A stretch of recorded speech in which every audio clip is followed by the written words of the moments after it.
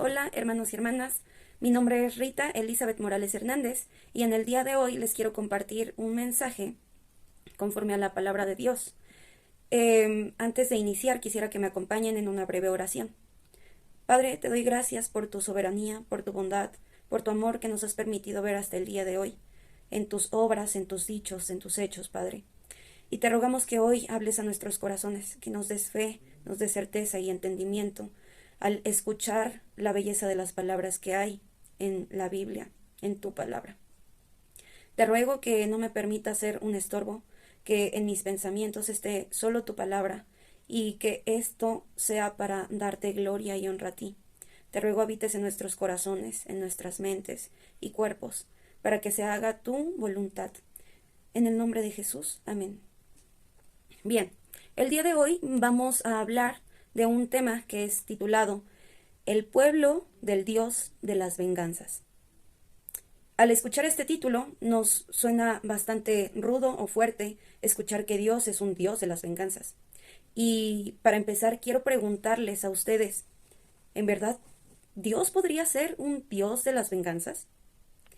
Suena fuerte.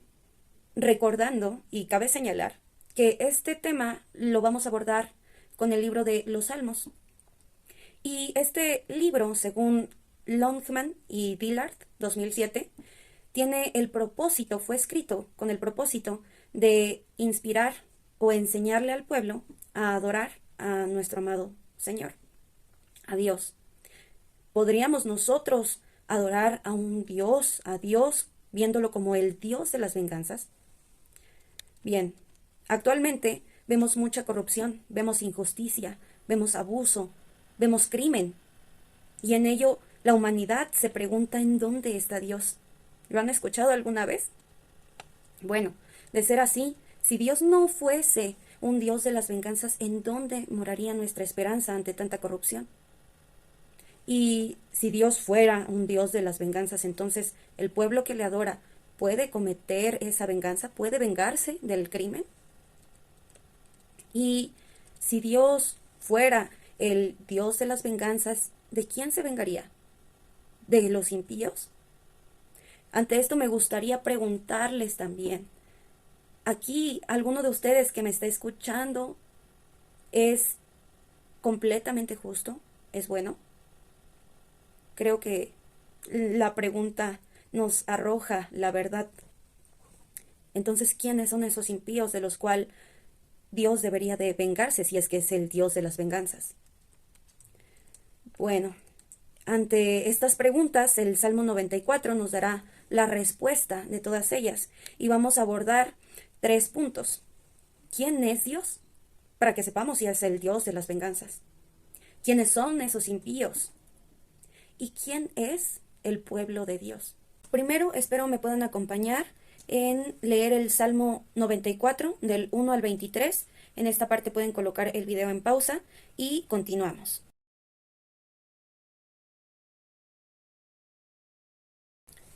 La primera pregunta a la cual vamos a responder es ¿quién es Dios? Para esto vamos a iniciar leyendo el Salmo 94, versículo 2.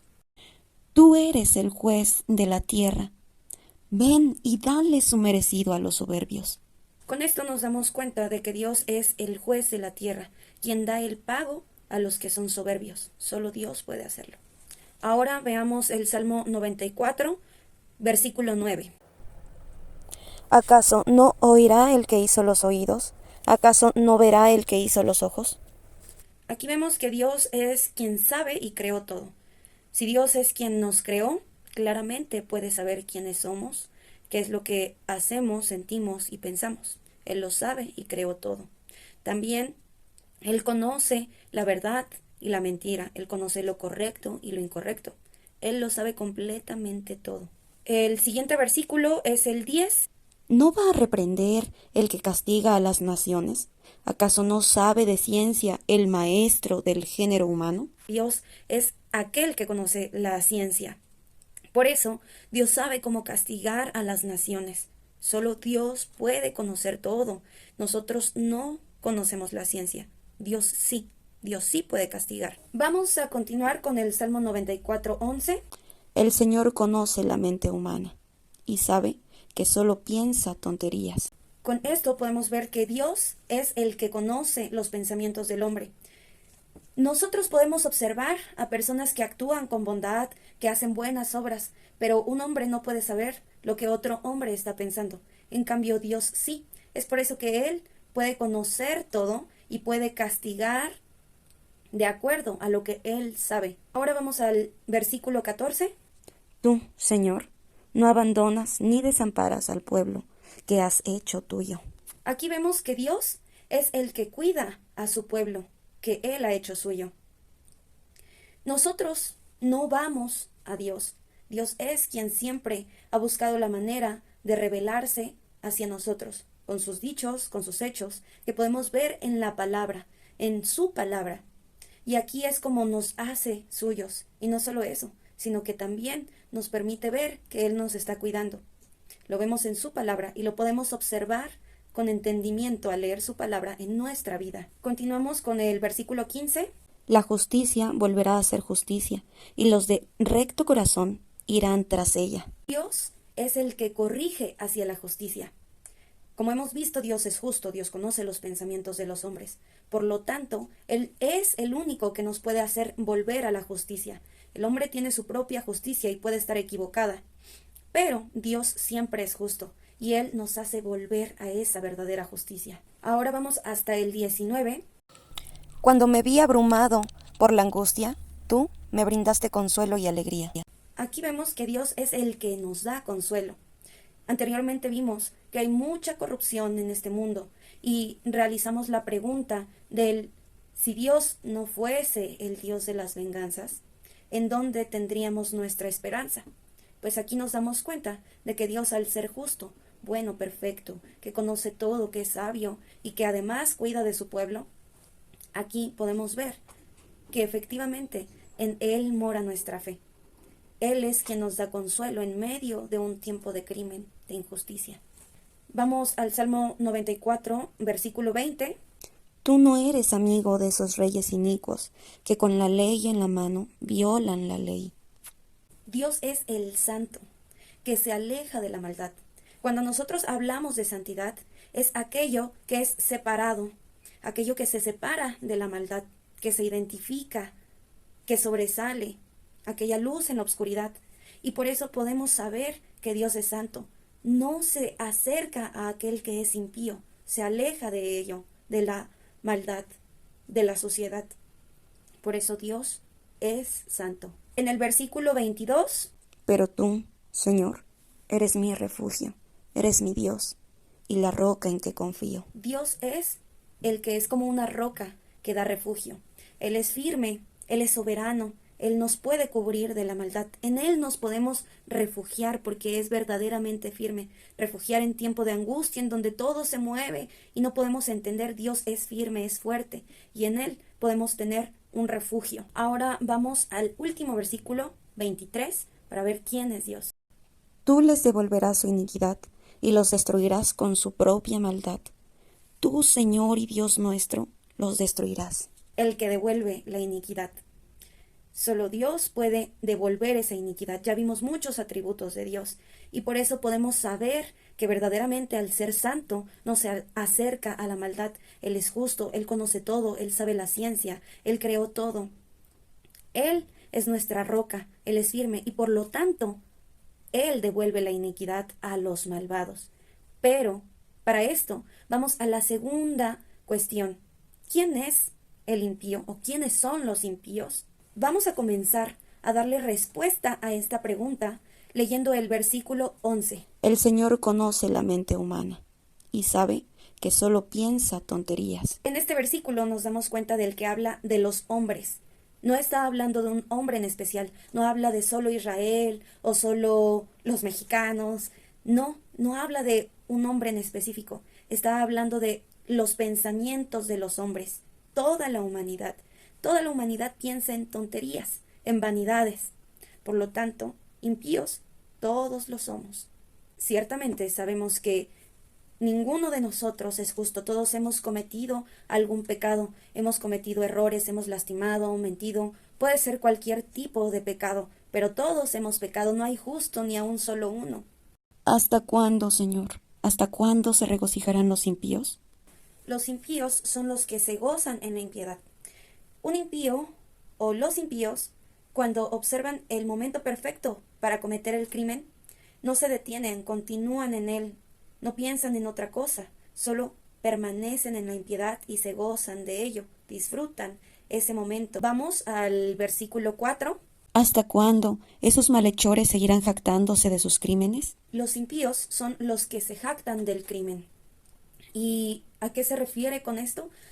Bien, cuando un impío comete crimen, aun cuando se sabe que es un crimen, él se siente gozoso, se siente contento y orgulloso de lo que está cometiendo. Aun cuando es un crimen, él considera que es algo que le puede hacer mayor.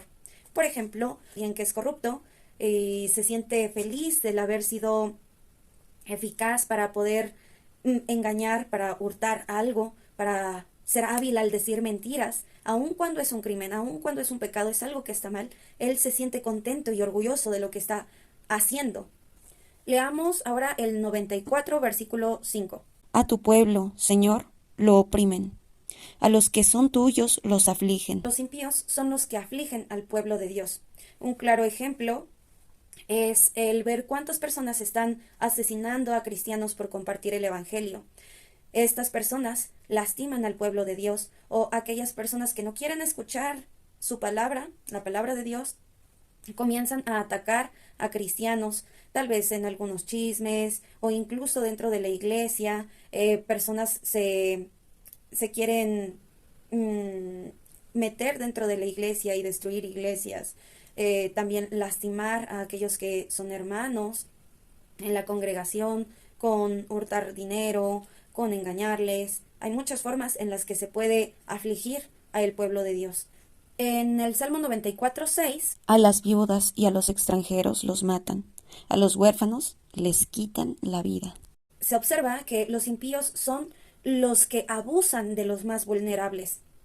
Esto es triste y se puede realizar en hechos muy sencillos. Por ejemplo, como docentes, escuché a una supervisora que nos estaba diciendo a los maestros que al regresar de la pandemia, pues muchos maestros están sintiéndose desmotivados y realizan actividades improvisadas, en donde el alumno no logra absorber todos los aprendizajes que podría absorber con una buena planeación, con el esfuerzo de un maestro. Y el maestro, en especial si le da clases a los más pequeños, a niños de preescolar, pues se confía del saber que el niño no va a saber lo que está enseñando el maestro. El niño no se va a dar cuenta de que el maestro lleve o no una planeación. Y en ello, el docente se está sintiendo libre del poder engañar a un niño. Está abusando de la confianza que el niño le da al maestro en pensar que le va a enseñar lo que le tiene que enseñar y que el maestro es alguien que se está esforzando. El niño confía plenamente en el adulto, en el maestro.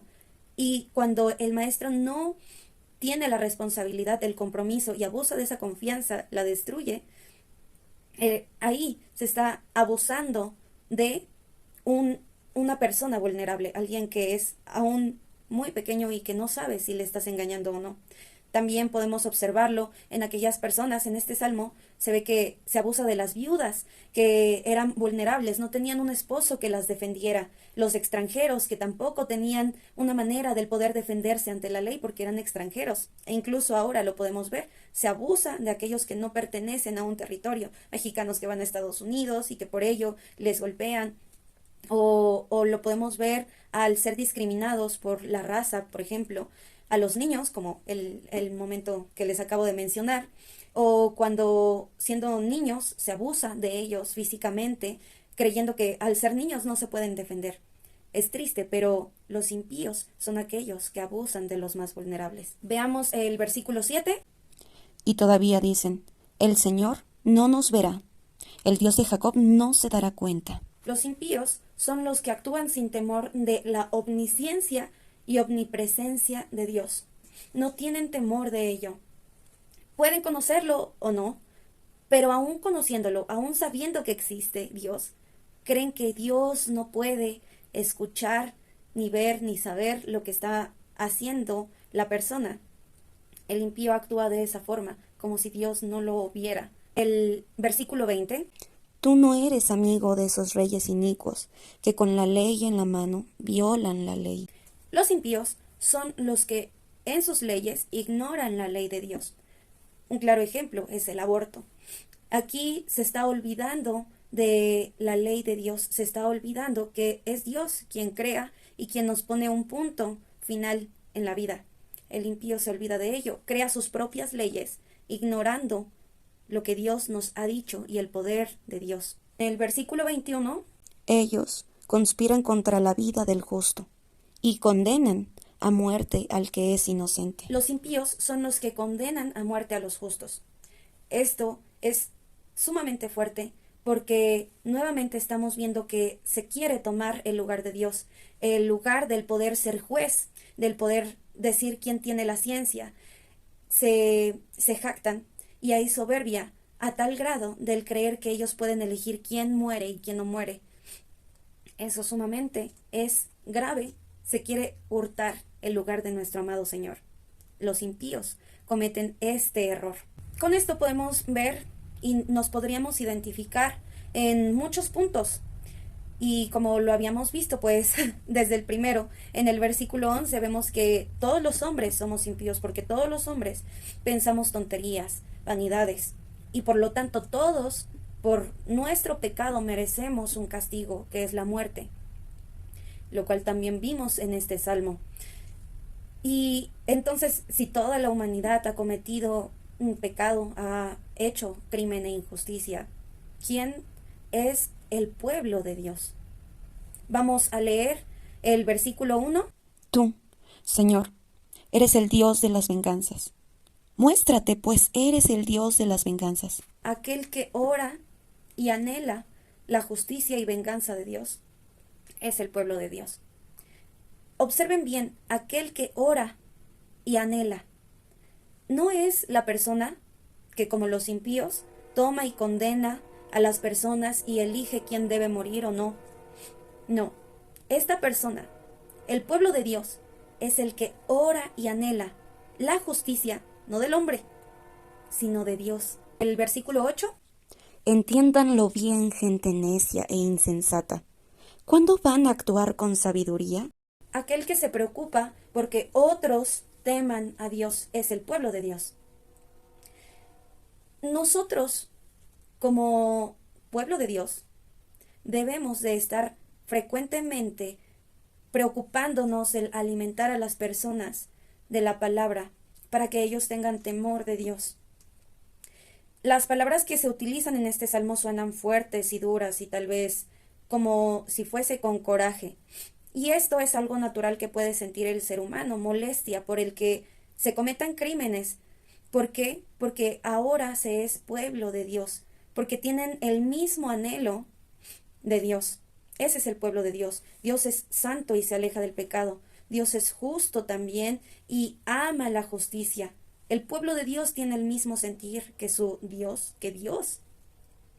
El pueblo de Dios aborrece el crimen, no se goza del que se cometa injusticia. Por lo tanto, se preocupa de eso.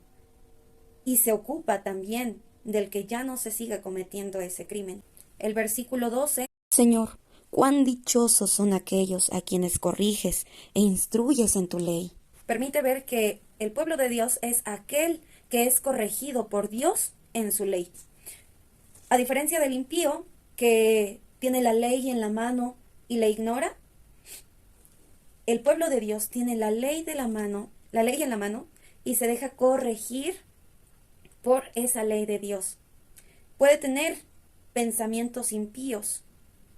Su carne le puede llamar al pecado, pero sabe que puede ser corregido con la palabra de Dios. Es una lámpara para no tropezar y no cometer impiedad. Impío lo es, pero sometido en obediencia a su ley, es corregido. Ese es el pueblo que Dios ha hecho suyo. El versículo 13 nos dice: En tiempos difíciles les das tranquilidad, mientras que para el impío se cava una fosa. el pueblo de Dios es aquel que confía en Dios y su justicia en tiempos corruptos. Como lo vimos anteriormente, los hombres corruptos quieren hacer su propia justicia, seguir su propia ley, se jactan del crimen, pero el pueblo de Dios se somete a la ley y no busca él hacer la justicia, sino que confía y tampoco regresa mal por mal. Confía en la justicia de Dios, confía en que Dios va a ser la roca, en que Dios va a ser el refugio y él hará justicia, no el hombre. Leamos el versículo 15.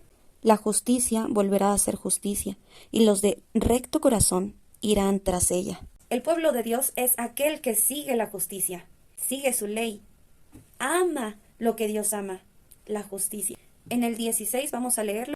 ¿Quién me defenderá de los malvados? ¿Quién se pondrá de mi parte contra los inicuos? El pueblo de Dios es aquel que confía en la defensa de Dios. Nuevamente afirmamos que es el que confía en Dios, en su justicia, y se aferra a ello. Es tiempo de observar el versículo 17. Si el Señor no me ayudara, pronto mi ser se quedaría en silencio.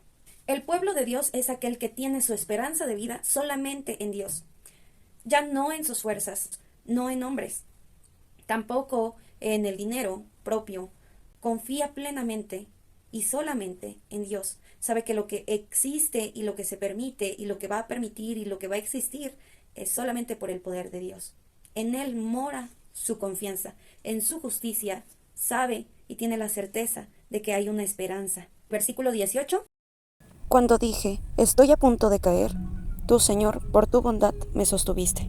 El pueblo de Dios es aquel que recuerda las obras bondadosas de Dios. Entonces, cuando nosotros nos encontremos como víctimas de alguna injusticia, recordemos que Dios ha sido bueno, en qué momentos también se han cometido injusticias y Dios siempre hace justicia. Recordemos cuál es la mayor justicia de Dios, que es permitirnos darnos salvación cuando realmente no lo merecemos. Claramente, siendo impíos, merecemos la muerte. Ningún hombre logra seguir todas las leyes de Dios. Nadie es bueno, nadie. Pero Dios, con el sacrificio de nuestro Señor Jesucristo, fue perfecto para pagar nuestro pecado, para tomar nuestro lugar y pagar el precio del pecado, que es la muerte. En Cristo Jesús, Dios hizo justicia. Y ahí mora nuestra confianza, en saber que ahora que tenemos fe en Cristo, su Espíritu habita dentro de nosotros. Y gracias a su Santo Espíritu, ahora podemos tener gozo y deleite en seguir su palabra. Nos ha hecho libres y nos permite de manera permanente vivir en esa salvación, en esa libertad. No somos salvos solamente de nombre, somos salvos en hechos y en verdad, en nuestro corazón, en nuestra mente y en nuestro cuerpo. Dios ha hecho justicia y en esa justicia tenemos que tener nuestra esperanza, en su justicia, con sus obras bondadosas. El Salmo 94, 22. Pero tú, Señor, eres mi refugio, eres mi Dios y la roca en que confío. Y el último punto es este. El pueblo de Dios es aquel que se refugia en Dios. Cuando nos refugiamos en nuestro Dios, en el Señor Jesucristo, podemos estar seguros de que Dios va a hacer justicia. Si confiamos en Dios, en medio de un mundo lleno de corrupción, podemos tener una esperanza del que Dios nos puede hacer volver a la justicia, del que Dios puede borrar ese pecado y permitirnos ser corregidos en su ley. Esa es la esperanza. Dios es nuestro refugio y por eso sabemos que puede haber justicia. Y Dios al pecador le devolverá la iniquidad y nosotros somos pecadores. Pero gracias a Dios, gracias al sacrificio de Jesucristo podemos tener fe que nos permite dejar de ser impíos, dejar de cometer crímenes con su espíritu. Y por eso Dios es nuestro refugio. Dios, de una u otra forma, que nosotros no vamos a entender por completo, va a hacer justicia y en eso podemos tener nuestra esperanza. Ahora, al ver todos estos puntos, podemos saber que ciertamente solo Dios puede vengarse. Él lo ve y sabe todo. Su ley es recta. Él es santo y justo. Por eso su pueblo se somete a su corrección con confianza y se refugia en Él, y no por la ley, sino por la justicia en Cristo Jesús, que por la fe da salvación y nos permite vivir como tal, guardando sus mandamientos. Su pueblo ya no es como los que se deleitan y jactan en el crimen, ignorando a Dios y su justicia. Y esta es la invitación en un mundo lleno de corrupción. Creer en la salvación en Cristo Jesús, que nos libra de la muerte, que claramente merecemos a causa de nuestro pecado, para que por fe su Espíritu more en nosotros, haciéndonos pueblo de Dios. Dichosos al adorar a Dios, sometidos a su corrección, confiando en que es Dios quien hace justicia, no nosotros.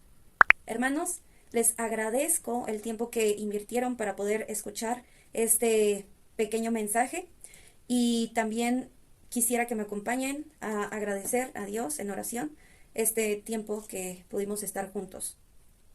Dios, te doy gracias porque tú nos has enseñado quién eres, que tú eres justo, que tú eres santo, que tú eres el Dios de las venganzas, porque solo tú puedes serlo. Y también porque nos has permitido ver que todos somos impíos, que solo pensamos en tonterías y nos dejamos guiar por nuestra ley, por nuestras justicias. Pero tú nos has amado y nos has permitido conocerte. Nos has puesto tu palabra en este día para que veamos quién eres y que tú nos puedes salvar de esa corrupción y crimen que hay en nuestra carne.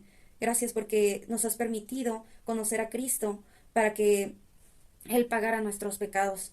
Gracias porque por esa justicia que solo tú puedes hacer, hoy podemos ser tu pueblo, ser guiados por tu ley, para no seguir cometiendo crímenes, para que nos gocemos gracias a la fe, morando tu espíritu en nosotros. Gracias porque solo contigo podemos vivir bien y porque solo contigo podemos tener esperanza en un mundo lleno de corrupción, del saber que tú de una u otra forma nos harás volver a tu justicia y un día podremos darte todos gloria y arrodillarnos ante tu presencia. Gracias Dios porque hoy podemos hacer eso, podemos observar que tú eres justo, que tú eres el Dios de las venganzas y en ello el crimen se terminará.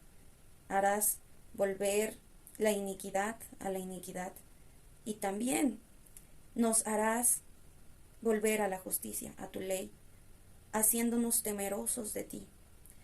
Te pido, Padre, que habites en el corazón de mis hermanos y si hay algún sentimiento aún de duda, ellos puedan tener la oportunidad y la necesidad de leer tu palabra para que ellos puedan conocerte y así recibir tu salvación y en ello adorarte como solo tú lo mereces, en ello que nosotros te podamos adorar en obediencia. En el nombre de Jesús, amén.